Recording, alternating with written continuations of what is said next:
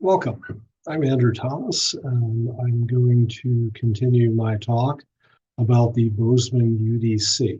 So, in this fourth installment, I'm going to discuss briefly parking and design standards and how that affects the policy overall. Again, this is intended as an overview and commentary on a very complex matter.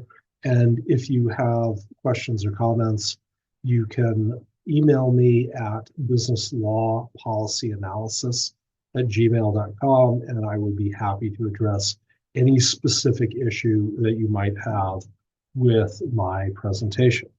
All right, so let's talk about parking and design standards. Much like other features of the UDC, there are certain implicit assumptions made about parking that really do not comport with reality. So parking is one part of an overall multimodal transportation system. You look at statistics about trips in Bozeman, overwhelmingly they are done by private automobile. And to assume that parking isn't an integral part of that system, or that by limiting parking or abolishing parking requirements, that you will not have a negative effect is obviously an error of judgment. So the policies put forth by the UDC plan, some of them aren't particularly controversial. However, when we look at especially the waiver of parking requirements for affordable housing units, as well as the waiver of parking requirements for certain types of development, this is highly problematic. In addition to the number of parking standard or spaces required for other types of development being probably on the low end, this is problematic as well. Now, obviously, parking is not something that is particularly sexy in terms of urban landscapes. We don't aspire to view large parking lots, but at the same time, it is an inherent feature of pretty much any modern built environment and needs to be contemplated as such. So when we look at parking spaces required for different types of development, what we find is at least with general residential, there's some standard that requires at least one unit for a small apartment, two for larger apartments. Where we get into issues is community residential parking, group living, lodging houses, and so forth. The parking requirements are dramatically reduced. And again, given the overall trajectory of the plan to push higher densities, these standards of parking requirements, assuming they even exist, will apply theoretically to the majority of housing that is built in Bozeman. Now, realistically, there are some people who might not own a car. There are families who might own one car. But again, it is not realistic to have these as standards, even, for example, for college students. So when I was an undergrad, I lived on campus and walked most places, but I still have my car because I had to get to campus. And occasionally I'd have errands to run.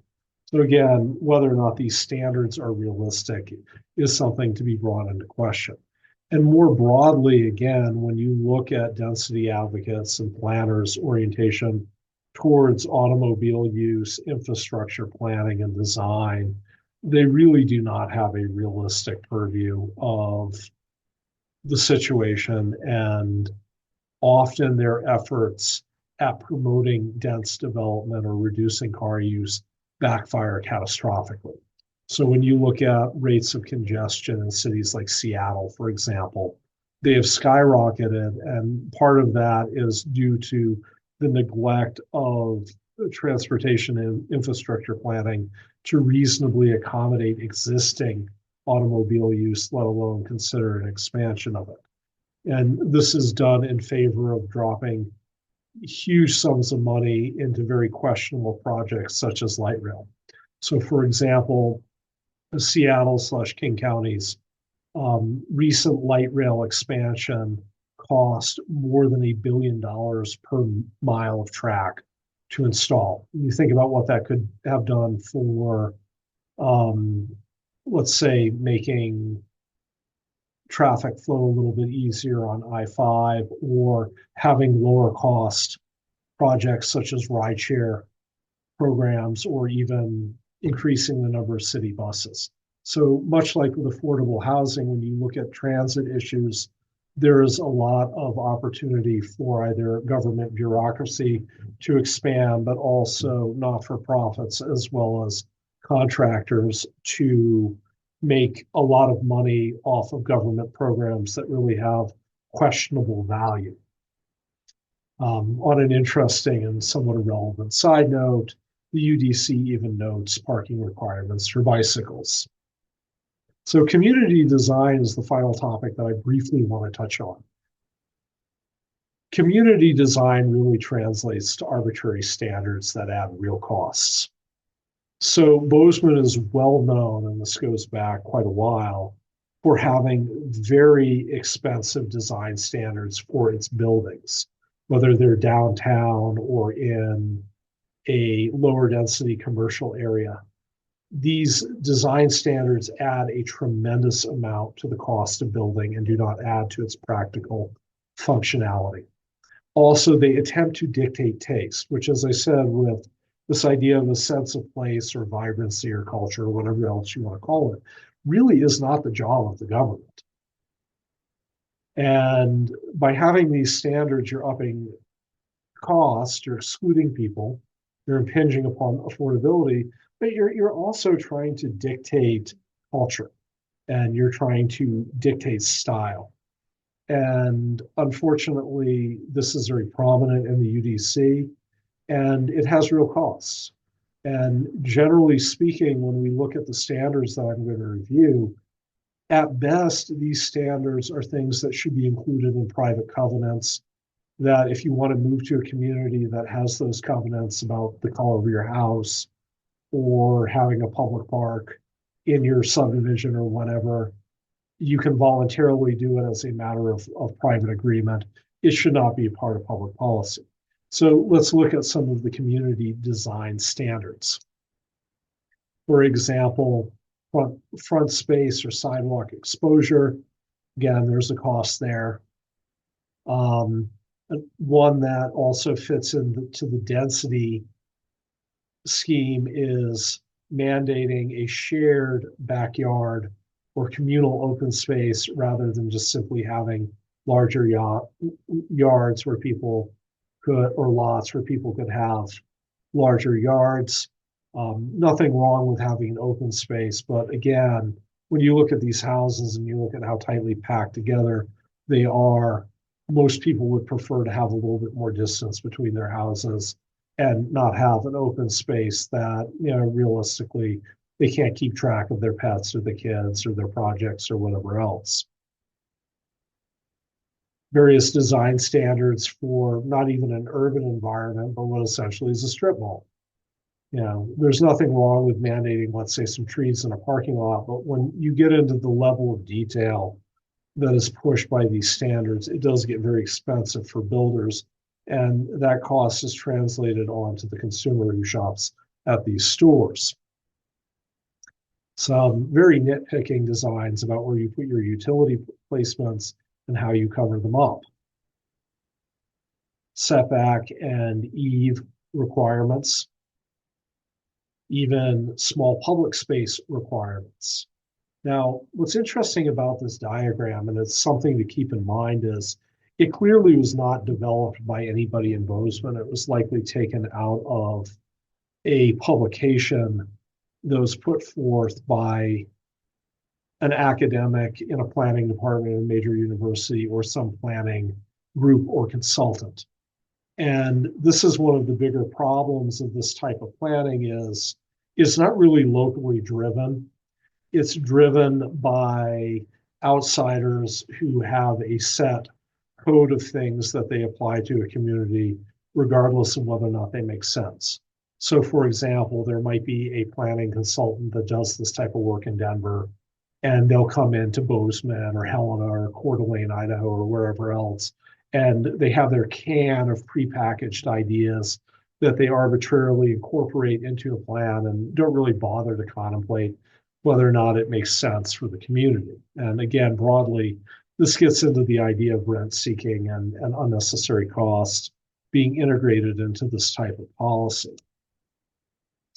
Even, for example, standards dictating murals, living walls versus murals. Again, allow people to do what they see fit or enter into agreements with others to figure out what they deem to be desirable in a community rather than create specific standards for this. More standards about what housing should look like. So what's telling about this is when you look at this type of row house, this is affordable housing. It's either subsidized or the lower end of the market. By removing the standard and adding these standards, you're adding to the cost. Theoretically, these types of standards could add tens of thousands of dollars to a building. And if the community is going to focus on affordable housing, it really does need to consider these standards and whether or not it's desirable or whether or not there are lower cost alternatives. So this concludes my overview of the Bozeman UDC. And again, if you have questions or comments or death threats, I can be reached at this email address. I welcome all input, whether or not you like me or not, or agree with me. I always appreciate the dialogue. The broader issue that we have to think about when we contemplate this and other policies is how does this policy influence where we as a society want to go and what we deem important? And in doing that, it's important to consider that we are a community. We are a community of diverse ideologies, of diverse backgrounds and experiences, and that these issues are often unfairly polarized. They are made political and ideological. They are often depicted as one group against another.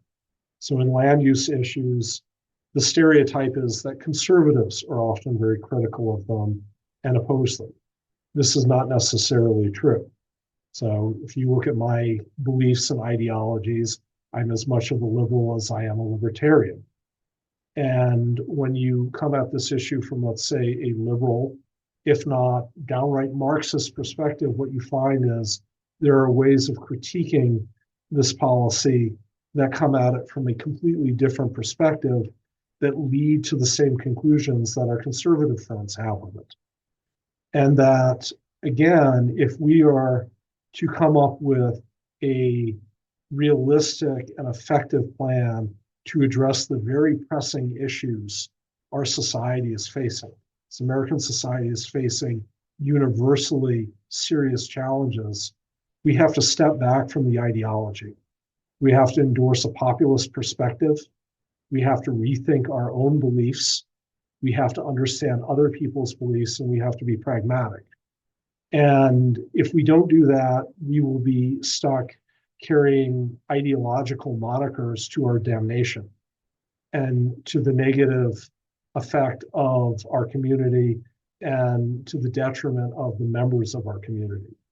And when you look at the UDC and other policies, the one thing that I would request of anybody who watches this is to carefully step back and figure out what the real problems are, make peace with whatever your beliefs are, but also engage people that you disagree with and come up with a truly effective, truly inclusive, and realistic policy to address this. Because if we don't do this, society fails. We all suffer as a result. Thank you very much.